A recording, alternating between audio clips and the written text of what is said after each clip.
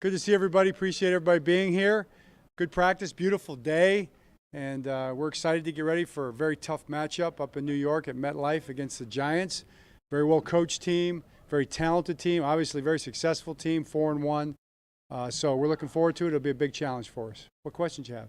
John, you saw Ojabo out there, and on Pro Day when he tore his Achilles, some people thought he might be out for his entire rookie season. How impressed have you been to see him out this quickly, and when do you think he could possibly be in a game? Yeah, very impressed. And a game, we'll see. I mean, we'll take one step at a time. It won't be this week.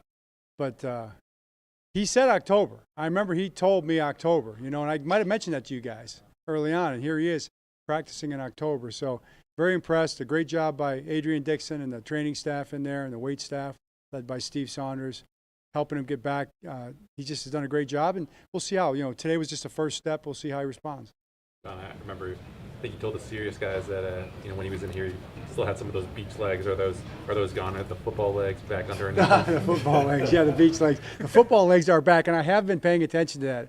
Yeah, I have been looking at his legs. I have to admit, and they look like football legs. Coach, you got some history with Don Martindale, as far as some coaching care. Did you guys kind of know each other's tendencies? Do you switch the game plan a little bit, or you just want to play football? Yeah, both. I mean, it's going to be interesting that way. We've you recognize what's on the tape, and he's got new wrinkles, of course, and they do a great job. He's a great coach. I've known Don, and we've been friends since we were kids, basically, almost. Kids in coaching, and proud of him as what he did here, obviously, and he's doing a great job up there. I mean, they're playing great defense, so nothing but respect and love. Knowing Wink, like you just said, how, differently do you expect him to approach this Sunday against you guys and you? It's a great question. We were just having that conversation out there. It's like he knows that we know that we know that he knows that he knows that we know, right? So it's something like that. We know that at MetLife they don't have the best turf. Is it safe to say that the pitch count will continue for Stanley and JK?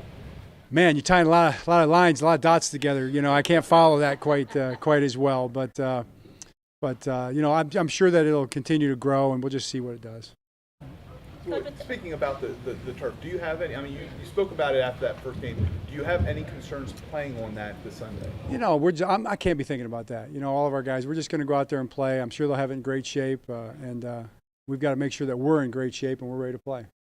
Coach, on the same note, to see you guys back, we saw Tyus out here as well too. We've seen him kind of on the side before practicing. How good is it to see him back and actually on the field? Right, it's great to see Tyus back as well. I mean, Tyus is another guy who's worked extremely hard. I think he's taken it very seriously.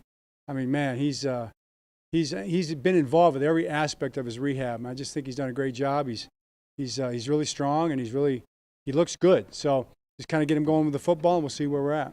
John, is it too early to rule him out for Sunday? Is that in the realm of possibility? It's probably too early to rule him out. Yeah. Ronnie's just part of the routine Wednesday now that he's back playing, or did he have some sort of? I think I've answered enough injury questions at this point in time. You make me uncomfortable now. You shouldn't back him like that. I get uncomfortable. I'm just like, I'm trying to be friendly. I'm trying to be nice, and what do I get for it? One injury question after another. You guys going up against Saquon Barkley, looking like Saquon of old now. How do you prepare for a guy like that? Well, you have to. I mean, he's got to be public enemy number one for us. He's public enemy number one, A, is probably Daniel Jones, and then their offensive line's playing really well, and young tight ends, and the receivers, those receivers are coming in. Slayton's looked really good. Richie's looked really good in there. But Saquon Barkley is definitely the main guy, and you can tell they try to get him the ball every way they can. He's in the backfield, he's out of the backfield, he's a wide receiver, he's in screens, he's in every kind of screen there is. He's got about every run. Oh, then he plays quarterback, too. So he's pretty impressive. John, how difficult was the meeting with Wink when you had to tell him it was over? It wasn't like that. It was we had great conversations throughout. We were talking all the time. We're close, so it wasn't like a specific meeting. It was just kind of an opportunity to talk about where we were both going and what was best, and I think we both came to that decision together. I would say that's how I'd like to look at it. I feel that way about it, and I think it's turning out great for him, and just nothing but admiration for what he's doing. Is that a position that sometimes is just needs to be changed? I mean, that different voice?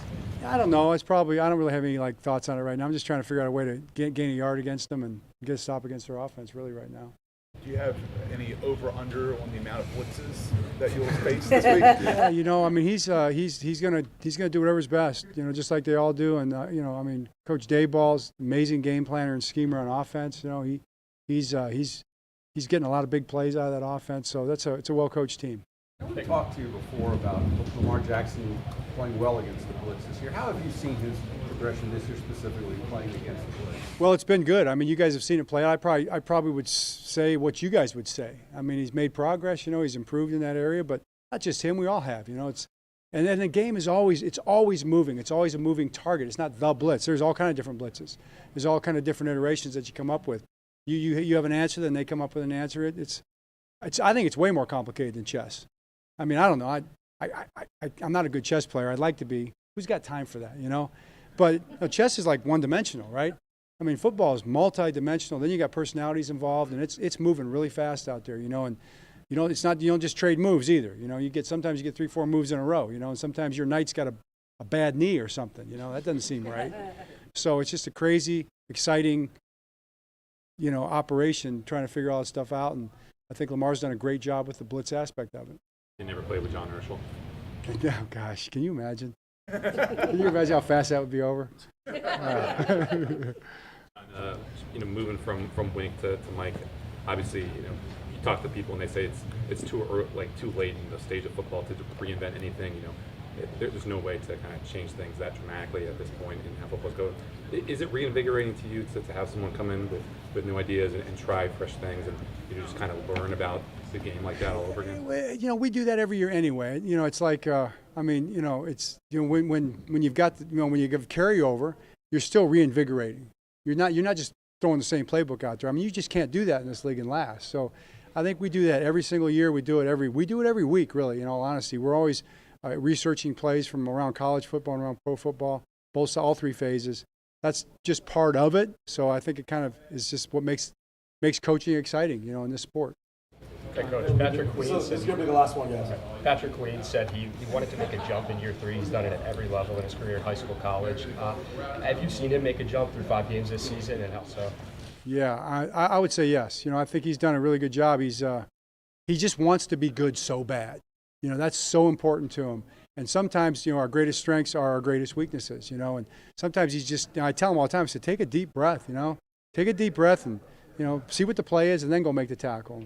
You know, I think when he does that, he plays his best. But he's playing really good football for us. I'm proud of him. All right, thanks. All set? Great, thanks.